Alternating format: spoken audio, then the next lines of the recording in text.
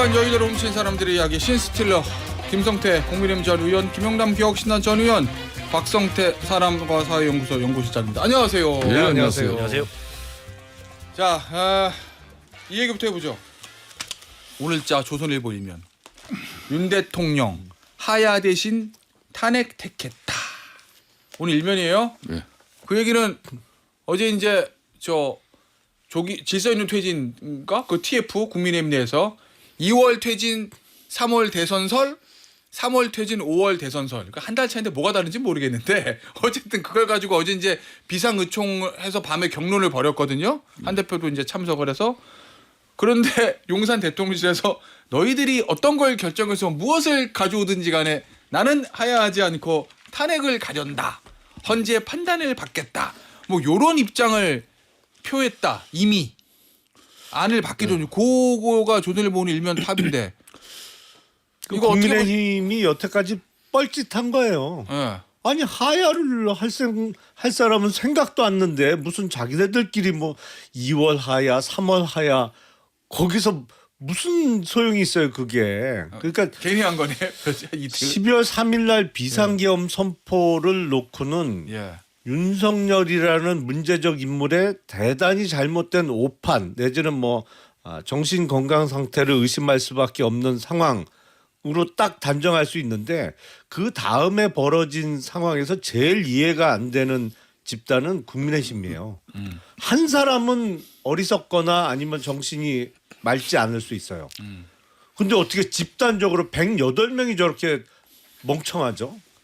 저는 그거는 잘 이해가 안 돼요. 저건 아니 어떻게 집단적으로 저렇게 상황 파악도 전혀 못하고 내놓는 얘기마다 헌법에 아예 근거도 없고 반헌법적이거나 아니면 아예 멍청하거나 저는 국힘이 더 이해가 안 돼요. 지금 상황은. 어제 이제 오후부터 예. 14일 이제 어차피 또 이제 국회 본회의에서 탄핵 표결에 대한 입장이 분명히 서야 하는 것이거든요. 그런 측면에서 의원들 개개인의 이제 소신 입장이 여러 형태로 나오기 시작했죠. 많이 나왔죠. 근데 어제 오후부터 이제 특히 이양수 이 TF 단장이 예. 이제 2월 퇴진 4월 대선 그리고 3월 퇴진 5월 대선 뭐 이런 안을 흘러서 나왔단 말이에요. 예.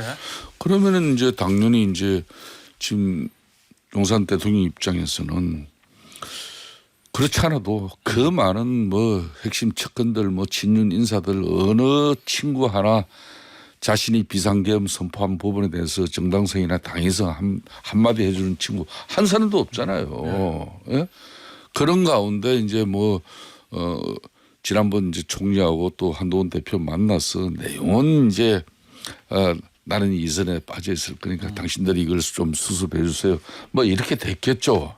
그런데 이제 문제는 지난 일요일 날 뭐 당사에서 한덕수 총리랑 한동훈 대표의 그 모습이 이제 대통령 직무에서 배제하고 그 직무에서 배제한다는 것은 이게 뭐 헌법적으로서는 사실상 직무 배제라는 게 대통령 본인이 탄핵당하거나 아니면 본인 자신이 하야 즉 사퇴를 해가지고 대통령 거리 상태가 돼야 대통령의 직무가 배제된 거죠. 예.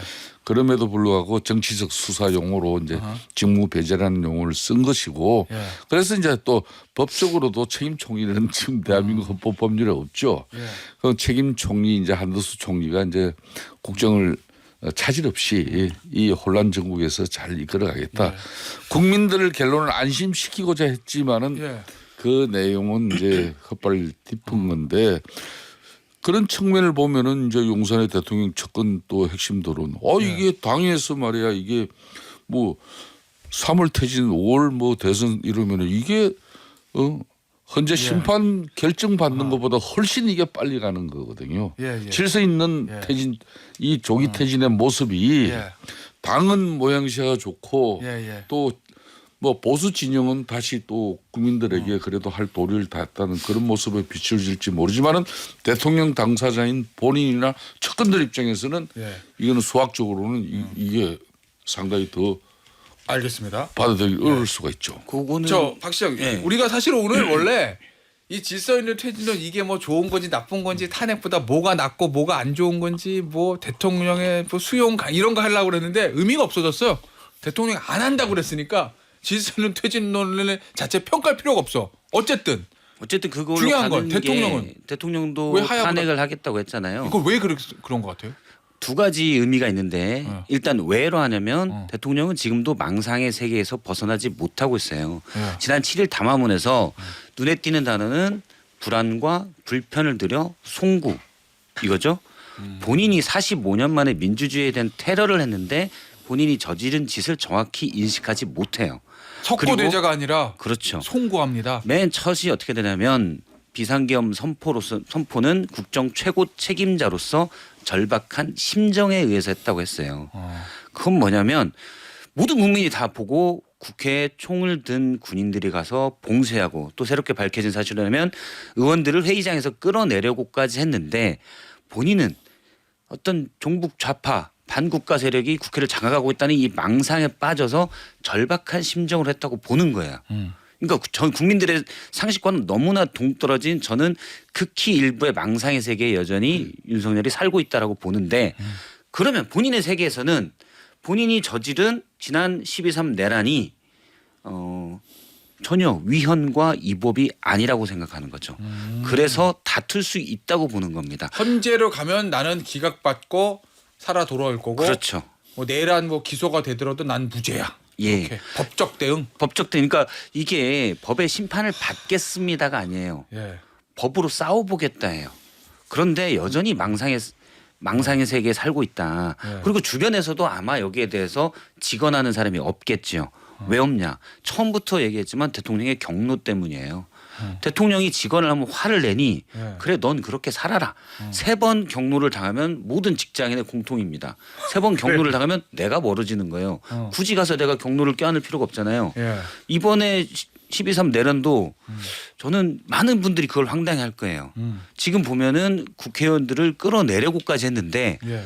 그러면 TV로 10시 23분에 담화문을 발표하고 11시 20 몇 분에 포고령 발표하고 이렇게 하지 말고 먼저 계엄군으로 미리 준비가 됐는데 국회를 봉쇄한 다음에 그러고 담화문을 발표하고 포고령을 바로 준비해서 내는 게 맞잖아요. 예. 이게 안전 상식적인 생각이잖아요. 아무리 천인 공노할 짓을 하려고 해도 예. 머리가 조금이라도 있으면 이렇게 해야 되잖아요. 예. 또는 화요일 날 할 필요가 없죠. 금요일 밤이나 토요일 날 하면 무조건 우리나라는 계엄 상황입니다. 그렇죠. 의원들이 다 지방 가 있으니까. 저는 이게 왜 이렇게 멍청한 짓을 왜 하지? 예. 대통령이 경로하고 지 마음대로 하니까 아무도 거기에 대해서 직언을 못한 거라고 생각을 해요.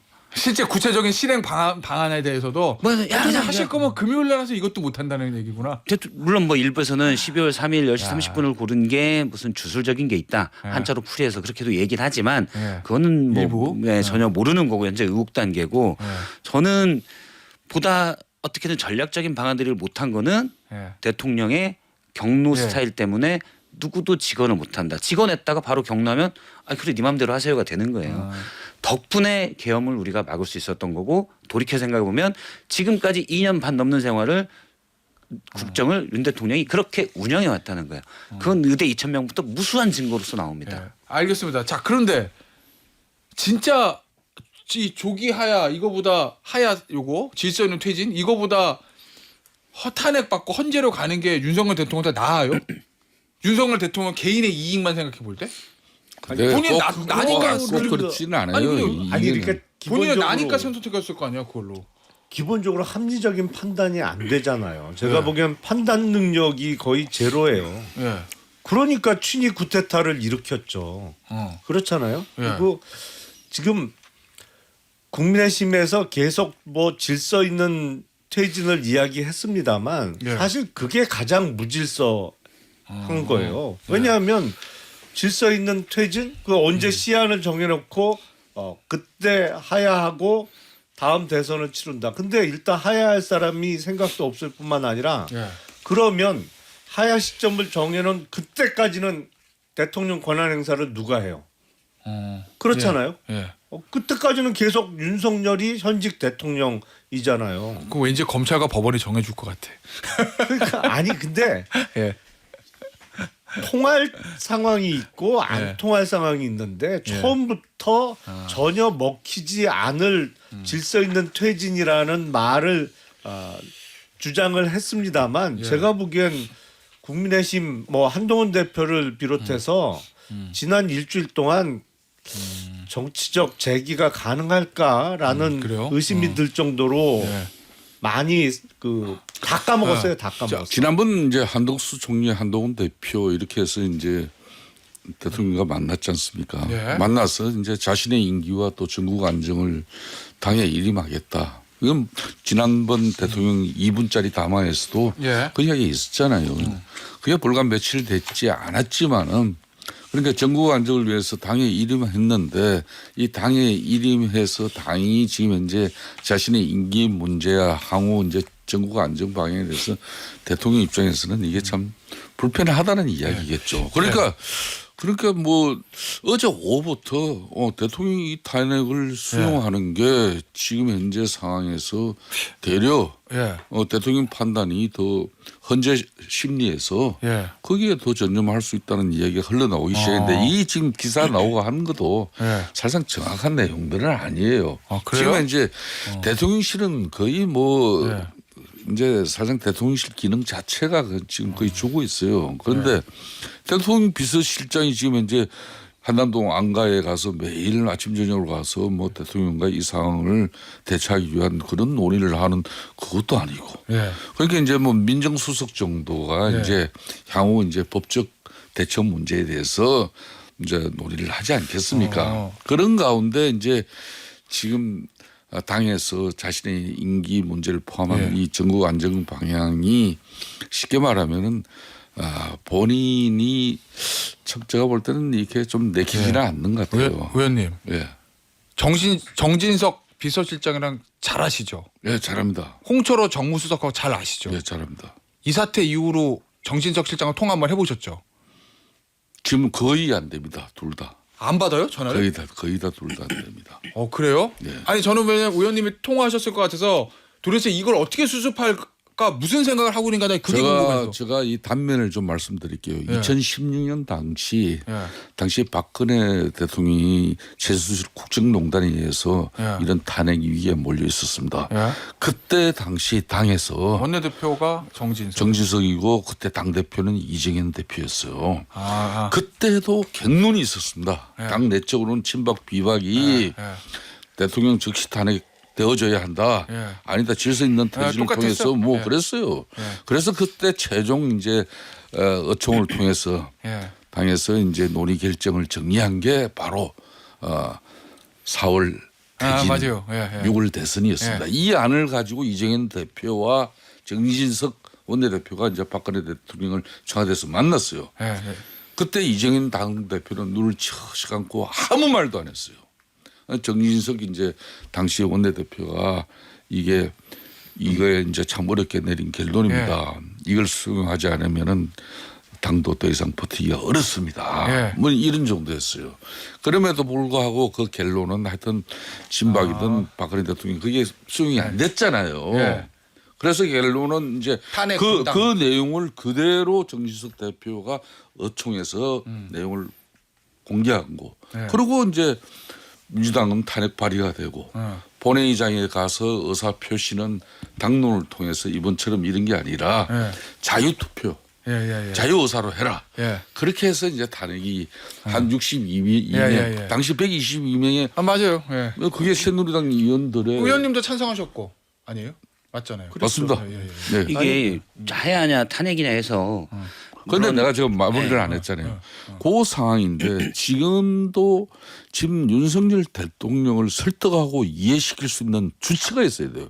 그 주체라는 것은 흔히 말하는 대통령의 신임을 받던 사흘들이 밤낮을 가리지 않고 안가 내지 대통령실 들락거릴 수 있었던 그 척근 세력들이 있는데 그 친구들이 지금 현재 뭐 윤석열 대통령이 비상계엄 선포한 당위성 정당성에 대해서 말을 한마디 꺼낼 수가 있습니까? 다 지주군듯이 들어가고 나는 이 전국 안정에서 아무 역할을 할 수 없는 사람이야. 그리고 다 숨어버렸어. 이거는 세상에 이런 나쁜 관심 몰입 애들이 어딨냐 이거예요. 누굽니까 관심 그러니까 몰입 애? 이 관심 몰입 애들은 대통령 권력에 빨대를 꽂고 쉽게 말하면 대통령 대통령 권력을 빨아먹을 줄은 알았지만은 예.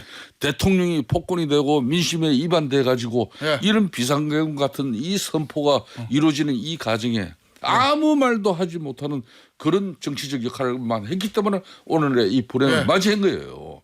그래서 저는 지금이라도 국민의힘 내부의 대통령과 진정 어린 소통을 원하는 사람이 예. 면은 대통령이 올바른 판단을 할 수 있게끔 어허. 그런 정치적 진언을 올 수 있는 사람이 예. 몇 명이라도 있어야 되는데 지금까지 저 눈에는 한 명도 안 보여요. 그러면 의원님의 이게 말씀은 대단히 큰 불행이에요. 예, 그 간신 몰입회가 제가 특정 이름을 얘기하지는 않겠지만 대통령 주변에 소위 말하는 친윤이라고 불리는 찐윤이라고 불리는 그 사람들 얘기하는 제가 겁니까? 뭐 나중에 뭐 이야기할 수 있습니다만 지금 이 대목을 저는 네. 2016년 상황에서 제가 최순실 네, 국정조사 맞아요. 청문특위 위원장을 하면서 모든 걸 저는 적나라하게 네. 봤지 않습니까? 예.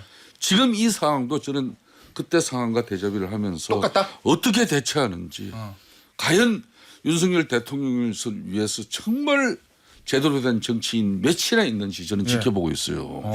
그때나 지금이나 똑같이 한 명도 지금 현재까지 안 보여요. 이거는 예. 불가능한 야비하고 게 비열할 뿐이죠.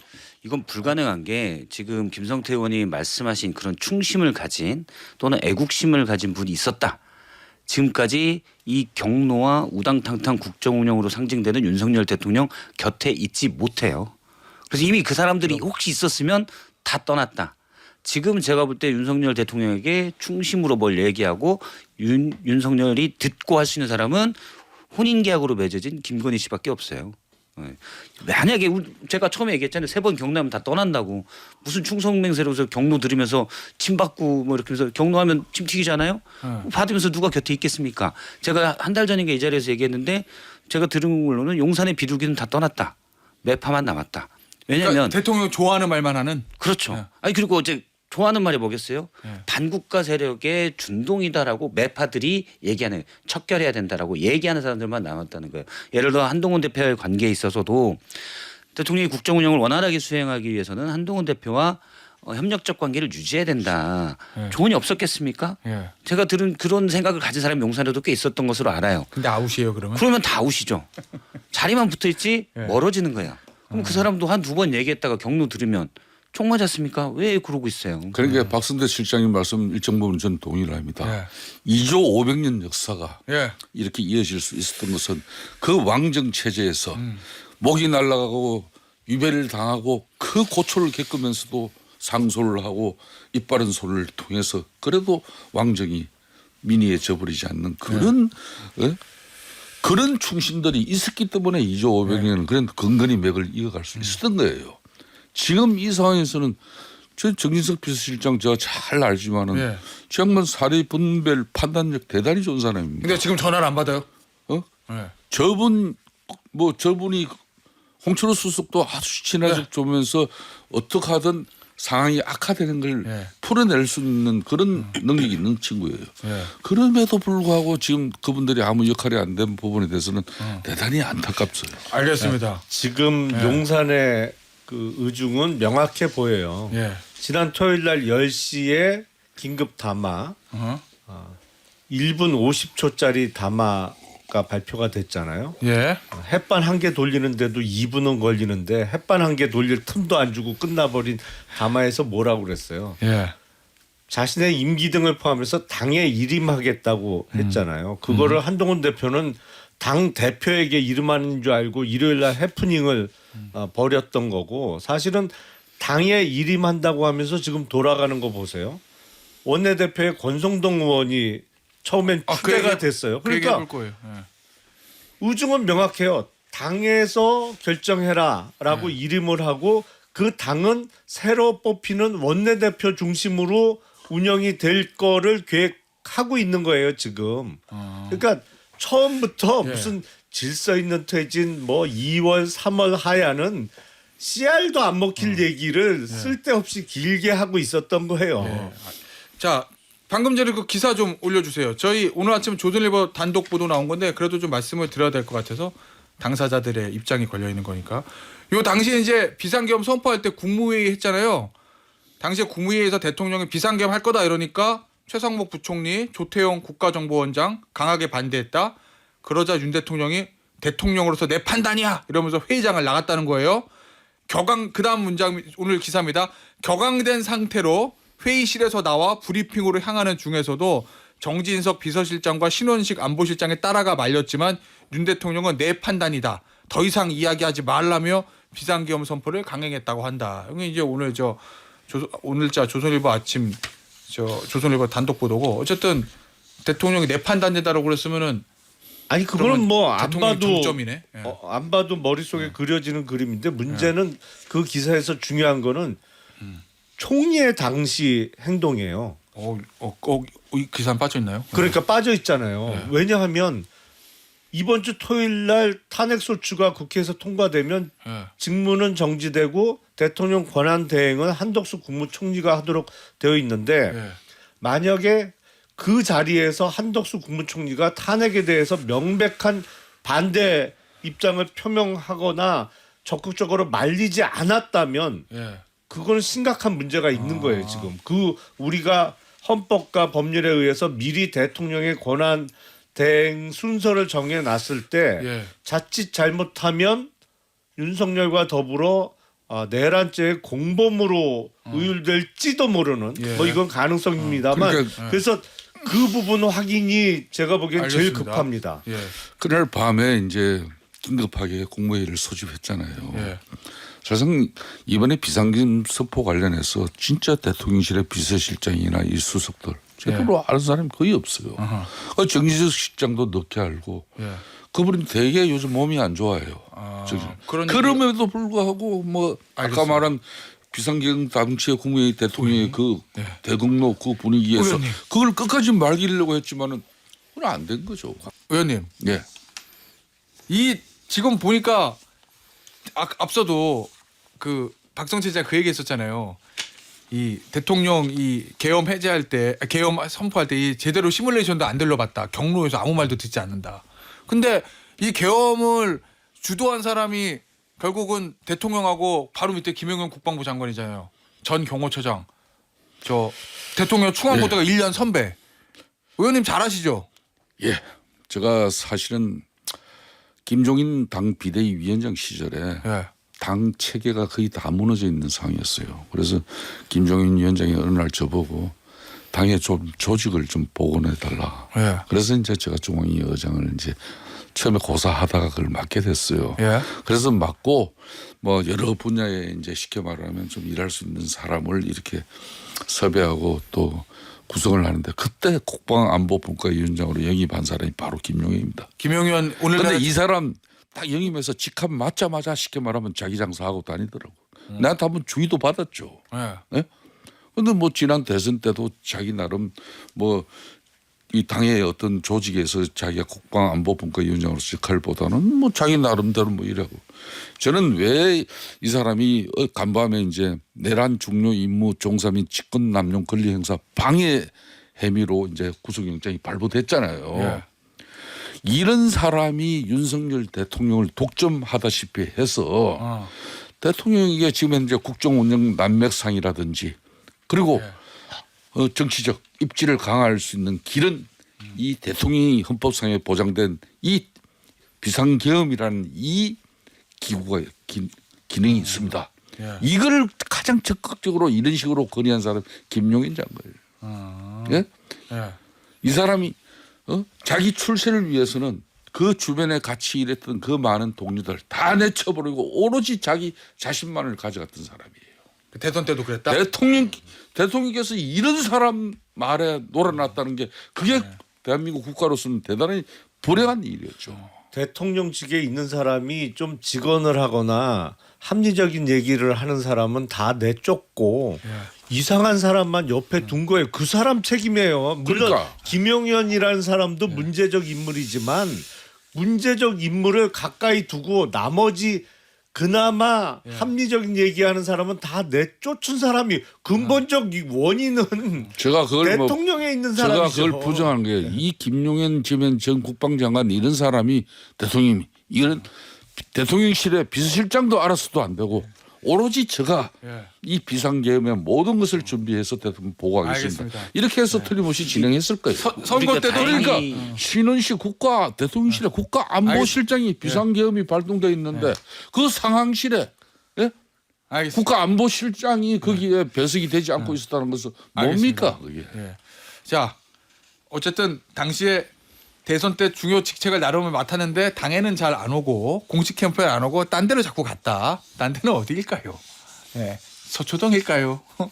좀 좁혀서 말하면 아크로 비슷할까요? 아크로비스타에 많이 간 걸로 저번에 뭐 칼럼에서 매일 찾아왔다. 동아일보의 이기용 칼럼을 보면 아크로비스타 매일 무슨 보고도 두고 갔다. 대선 때. 네, 대선 때. 근데 내용이 너무 틀리고 허접해서 당시 후보가 선배님 그만 찾아오시죠. 힘드실 텐데 그런데도 꿋꿋이 찾아왔었고 그 칼럼에 따르면 그래서 밑에 이제 다른 참모들이 내용이 너무 허접해서 안보 국방 관련돼서 김용현의 보고서가 너무 허접해서 그냥 직접 쓰시지 마시고 밑에 다른 분에게 좀 맡기시죠. 그래서 조금 나아졌다. 이런 칼럼이 있었습니다. 그런데 예. 지금 하는 걸 보면 마찬가지 같아요. 저도 여인영 방첩사 사령관에 대해서 얘기를 좀 들었는데 예. 그분이 이제 육사에 강연을 하시고 그래서 예. 나름 약간은 학식 있어 보이게끔 보이지만 실제 같이 일을 했던 분들의 얘기를 들으면 일단 사고를 많이 친대요. 말부터 앞서가서 툭툭하고 그래서 그 밑에 예. 육사 교장으로 임한 소영기 참모장이 많이 그 사고를 막았었다. 알겠습니다. 운 좋게 사실은 바보 셋이 일을 꾸려서 우리가 지금 비계엄 시대에 있는 거예요. 정말 운이 좋은 거예요, 저희가. 그래요. 네. 물론 원래 바보가 미쳤고 바보가 있기 때문에 그 부분은 운이 나빴지만 불행 중 다행으로. 네. 그러니까 한놈 실행 능력이 떨어져서 예. 그나마 막을 수 있었다. 그러니까 영화 한 놈만 팬다 주유소 습격 사건에 동네 건달 야치들도 네. 예? 그런 사고를 치면 이런 식으로 지금 이게 어떻게 비상계엄을 모의한 예? 그런 뭐 내용 알겠습니다. 하루 만에 그냥 모든 게 줄줄줄 그러니까 하루라도 빨리 직무 정지부터 알겠어요. 시켜야 되는 거죠. 그래서 위험하다는 제가 거예요. 오늘 저 방송에서 궁금한 거는 김성태 의원이 얘기한 간신 몰입애가 누구일까? 저는 막 몇 사람의 머릿속에 스쳐 지나가는데 제가 이름을 말할 수는 없고 누구인가가 궁금한데 어쨌든 이 상황에서 내가 지금 궁금한 거 오늘 내일인가요? 원내대표 경선한다면서요. 네. 권성동 의원이 출마한답니다. 5선 중진. 저 중진 저 회의에서 뭐 그래도 뭐 경험이 많으니까 이 난국을 헤쳐나갈 수 적임자다 그래서 뭐 추대 분위기 갔는데 친한계는 반대하는 거고 뭐 일각에서는 친윤계에서 권성동 원내대표가 원내대표 돼가지고 뭐 한동훈 대표 몰아내기 작전을 핀다 뭐 이런 어제 단독 보도 기사도 있었는데 박 실장 예. 지금 친윤계는 무슨 생각을 하고 있는 거로 봅니까? 저는 대통령이 극단적인 망상의 세계에 살고 있다고 생각하는데 예. 그 다음에 그 극단의 세계, 그 극단적인 망상의 세계 바로 옆에 역시 극단적인 비정상의 세계에 친윤계가 살고 있다고 봐요. 그래서 국민들의 상식, 일반인의 상식 어느 정도 지성 있는 분들의 상식과는 너무 동떨어져서 지금도 권력 다툼을 하잖아요. 이 전혀 뭐 이분들이 무슨 전략적 판단 그냥 자기들끼리 그 세계에 살고 있으니까 그 세계가 정상인 줄 아는 거예요. 예. 저는 그렇게 봐요. 그나마 거기서 조금 떨어져 있는 게 친한계가 바로 경계선에 붙어서 있는 거고 예. 지금 대통령이 45년 만에 전 국민이 누구나 보는 상황에서 예. 국회에 군인을 보내서 국회를 봉쇄하고 비상계엄을 선포하고 내란을 벌였는데 지금 석고 대제를 해야죠. 왜? 친윤계가? 윤석열 대통령은 친윤계 친한계 사실은 다 예. 물론 사과했지만 다 윤석열 대통령이 그냥 땅에서 솟고 하늘에서 떨어진 게 아니잖아요. 국민의힘이 자신의 대선 후보로 선출해서 국민들에게 이분이 할 수 있도록 좀 지지해 주십시오라고 얘기했던 거예요. 근데 그 사람이 제정신이 아니고 사실 미친 짓을 해서 대한민국의 민주주의를 45년 만에 가장 크게 위협한 실질적인 테러를 가한 분인데 그러면 사실 제정신이라면 다 의원직을 버리고 저희가 석고대제합니다 해도 모자랄 판에 지금 어떻게 하면 대선을 늦춰서 다시 한번 정권을 잡을까 이 얘기를 하고 거기다 더 정말 말도 안 되는 게 지금 이 판국의 당내 주도권을 우리가 가져와야 된다. 원내대표 경선에 서로 개파 싸움을 하고 국민들이 누가 납득하겠습니까? 저는 잠깐만 말씀드리면 저는 국민의힘에 그래도 가까운 분들에게는 얘기를 합니다. 당신들 지금 이거 탄핵 더 끌면 큰일 난다. 왜? 호남에서 국민의힘이 계속 표가 안 나온다고 이 호남 분들이 정말 잘못됐다. 이거는 정상적인 투표가 아니다. 민주당이 80% 넘게 나오잖아요. 국민의힘이 안 나오는 이유는 간단합니다. 80년 광주가 있기 때문이에요. 민정당의 후예들을 찍을 수가 없는 거예요. 예. 아무리 국민의힘이 좋은 정책을 내고 민주당이 이상한 정책을 내도 그냥 못 가는 거예요. 투표에. 국민의힘에.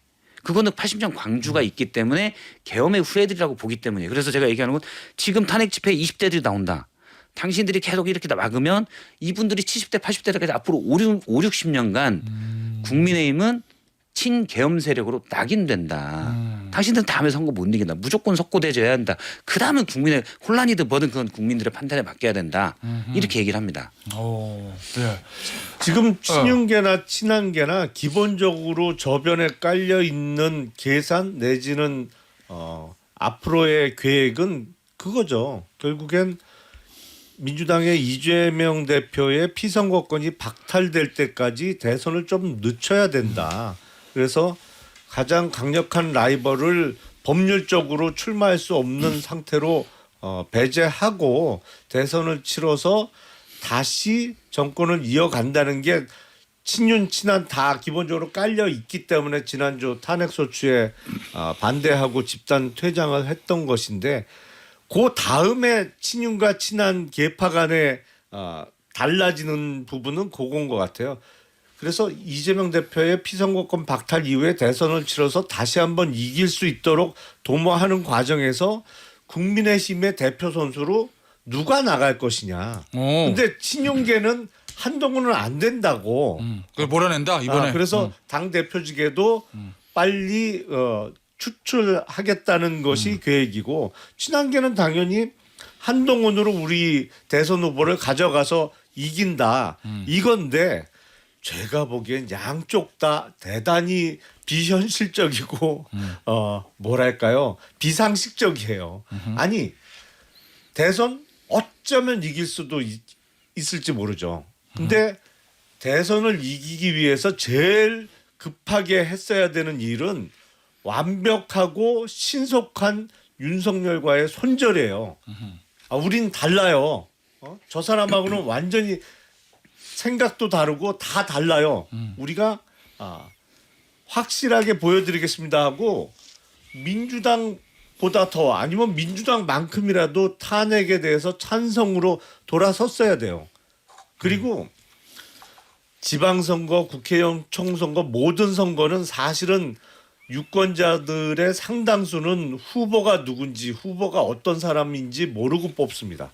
그래서 당의 공천이 중요합니다만 유일하게 유권자의 대부분이 후보의 면면을 알고 찍는 유일한 선거는 대통령 선거예요. 그렇기 때문에 선거운동 내지는 플레이만 잘하면 조금이라도 가능성이 있을 수 있었는데 지난주 토요일 날 그거를 그냥 자기 발로 내친 거예요. 예. 제가 보기엔 앞으로 힘들어요. 알겠습니다. 의원님 권성동 의원하고 잘 아시죠? 예. 통화해 보셨어요? 모르겠습니다. 원내대표 왜 나오는 거로 보세요? 모르겠습니다. 긍정적으로 보세요? 부정적으로 보세요? 저는 뭐 이렇게 좀 이제 말씀을 드리고 싶어요. 좀 전에 뭐 박성태 실장님 우리 김용남 의원께서도 말씀을 했습니다만은 과거 좌파는 분열로 망하고 보수는 부패로 망한다 그랬어요. 예. 그런데 이제 10수년 전부터 이제 특히 박근혜 당시 MB 때부터 MB 박근혜 때부터 당내 경선과 쭉 지금까지 해서 그 한 20년 이내 정도부터 보수가 분열로 망합니다. 노무현 대통령이 당시 선거법 위반으로 국회에서 탄핵되는 어떤 그 본회의장에서 그때 여러분들 기억날 겁니다. 그 많은 노무현 대통령을 따르는 의원들이 거의 그 처절한 절규를 하다시피 한 탄핵을 막아보려고 하는 그 몸부림을 우리는 봤었잖아요. 그런데 지금 보수는 분열로 지금 이 상황에서 뭐 다음 대선을 윤석열 대통령이 탄핵이든 하야 이후에 대선을 꿈꾸는 지금 정치적 행위 결코 저는 아니라고 봅니다.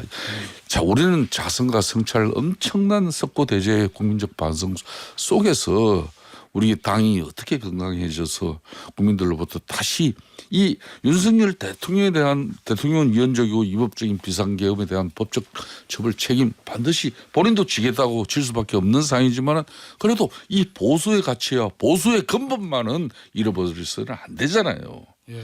윤석열 대통령과 함께 보수의 가치, 보수의 근본마저도 다 날려버리려고 하는 이 정치 세력들에 대해서는 저는 대단히 큰 우려를 가지고 있는 겁니다. 지금 국민의힘 의원들.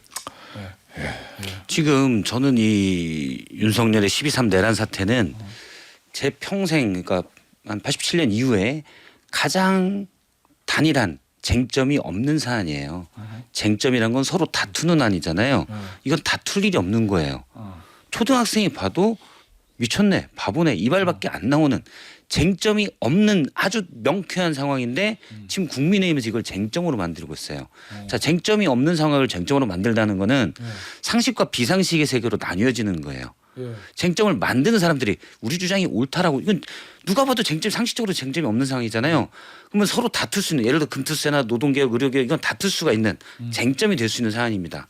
근데 내란은 이건 너무나 분명한 2024년에 국회 봉쇄 비상계엄 내란은 쟁점이 없는 단일한 사안입니다. 이거를 쟁점을 만들면 이 사람들은 비상식의 세계로 그냥 밀려나는 거예요. 자, 그러면 지난 토요일이 국민의힘이 이걸 뭐라고 그래야 되나? 기회라고 그래야 되나? 어쨌든 패착을 뒀다 이런 말씀이시잖아요. 마지막 기회를 날려버렸죠. 마지막 기회를 날려버렸다. 근데 매주 돌아옵니다. 이번에 또 이제 2차 탄핵 표결이 올라오겠죠. 오늘 이제 내일 발의를 하면 민주당이 그럼 어떻게 될 것 같습니까? 토요일에는. 저는 이번 주에는 못 버틸 것 같아요. 국민의힘 쪽에서 예. 분명히 그동안은 하고 뭐 어떻게 해야 될지 몰라서 그냥 당론으로 일부에서 밀어붙이는 대로 집단 퇴장을 대부분 했습니다만 예. 일주일 동안 온갖 비난과 욕을 먹으면서 예. 이제는 나라도 살아야겠구나. 각자 도생의 길로 갈 거라고 보고. 그러면 이제 뭐 당론 뭐 할 때를 하더라도 당론인 거 보고 상관없이 그냥 들어가서 찬성 찍는 사람 꽤 있을 거다. 그렇죠. 왜냐하면 한 이탈표 얼마나 올 것 같아? 지난주에 집단 퇴장이 국민의힘 소속 국회의원들의 개개인의 어떤 신념 내지는 뭐 확신이 있어서 그렇게 한 게 아니거든요. 그냥 그렇게 하라고 하니까 한 거예요. 정확히 말씀드리면 제가 알기로는 김재섭 의원이 나가서 투표합시다 그랬더니 중진 의원들이 안 돼.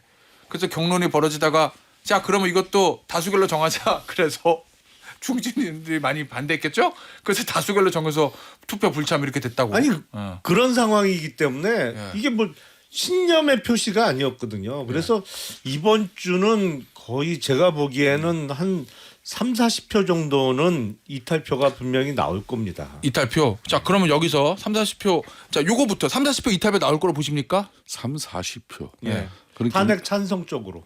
김용관 의원께서 그런 뭐 사실상 뭐 이쪽에 계시다가 지금 개혁신당 가신 지 얼마 안 됐는데 그 사이에 정치적 감이 좀 국민의힘 당내 사정을 좀 감이 좀 떨어지시는 얼마 나올 것 같아요? 저는 그렇게까지는 안 갑니다. 그럼 20표? 그렇지만은 10표?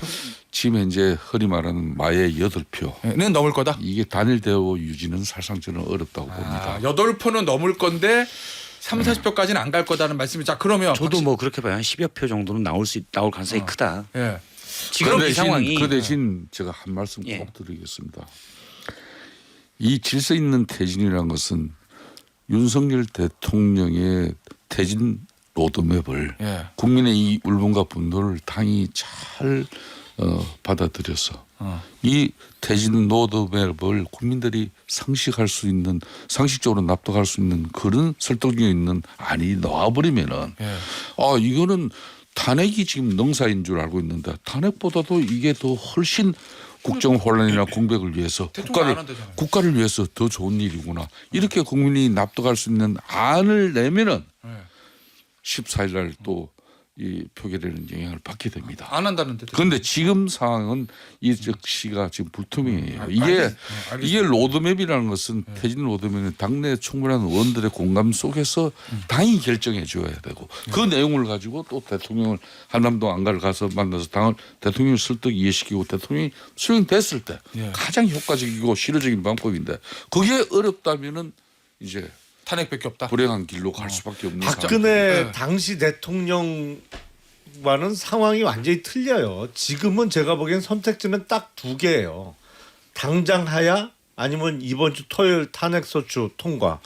이 외에 무슨 내년 2월이 됐던 내년 1월이 됐던 그건 제가 보기에는 현실적으로 안 통하는 선택지입니다. 그건 불가능해요. 제가 보기에. 여권 일각에서는 구속을 통해서 실질적인 직무집행정지 상태로 가고 그 얘기 나오죠. 네, 그다음에 계속 이걸 끌다가 탄핵을 좀 뒤에 하게 되면 탄핵 소추를 좀 뒤에 가게 되면 일단 대선을 좀 늦출 수 있지 않느냐라는 생각도 하는 것 같아요. 예. 그런데 저는 그냥 잔머리라고 봐요. 왜냐하면 구속 상태가 과연 대통령의 사고 상토를 해서 예. 권한대행이 할 수 있느냐 법적인 문제가 남았거든요. 그래서 쉽지 않고 그래서 이거 앞서 이게 쟁점에 너무 심플한 너무 간단한 사건이기 때문에 그냥 탄핵 수치로 알겠습니다. 깔끔하게 가는 게 낫습니다. 하나만 더.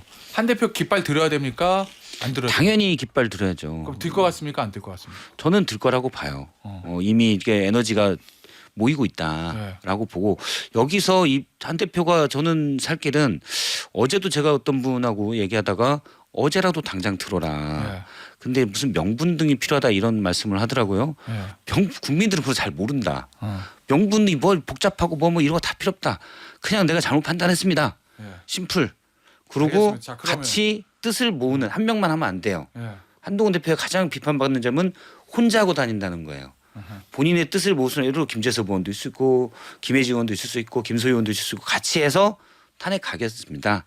이게 그나마 지금 한 대표가 살 수 있는 길입니다.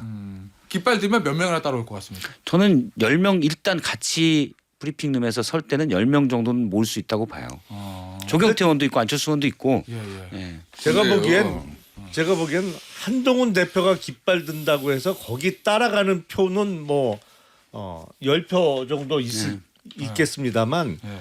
의원 개개인의 판단으로 자기가 살려고 그래요. 탄핵 그렇죠. 찬성표 던지는 의원들이 또 제가 보기엔 20명 이상 있을 겁니다. 일단 한동훈 대표가 깃발을 들면 그래서 일단 10명, 8명을 딱 일단 채워서 저 단상에서 브리핑해서 우리는 탄핵에 찬성하기로 했습니다.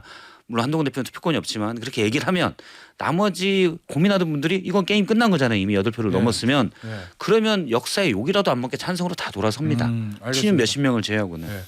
자, 마지막 한 30초 남았는데. 예.